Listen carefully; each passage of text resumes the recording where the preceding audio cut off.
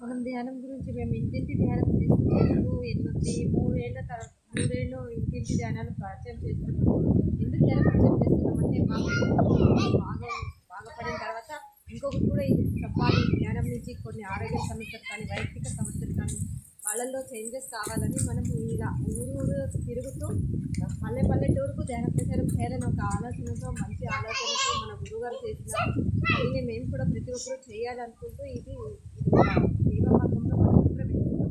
ఈ ధ్యానం అంటే ఆషామాషి కాదు. ధ్యానం సత్యాన్వేషణ ఎక్కడ చేయాల్సిన అవసరం లేదు.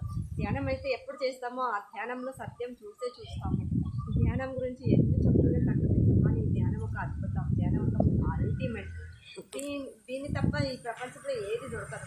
ధ్యానము ఈజీ, మన కష్టం ఉండదు, మాకు డబ్బు ఖర్చు అవ్వదు, ఫ్రీగా అన్ని ఫ్రీగా ధ్యానము దొరుకుతుంది.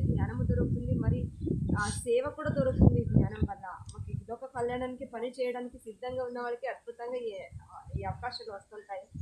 ప్రతి ఒక్కరు ధ్యానం చేస్తూ మీరు కూడా ఇలాంటి సేవలు, ఇలాంటి ధ్యాన ప్రచారాలు, ఇంటింటి ధ్యాన ప్రచారం, ఊరూరు ధ్యాన ప్రచారం, పల్లెటూరుకి ధ్యాన ప్రచారం చేస్తూ ప్రతి ఒక్కరిని ధ్యాన మార్గంలో వెళ్ళాలని ధ్యాన జగత్తు గారికి కృతజ్ఞత చెప్తూ థ్యాంక్ యూ.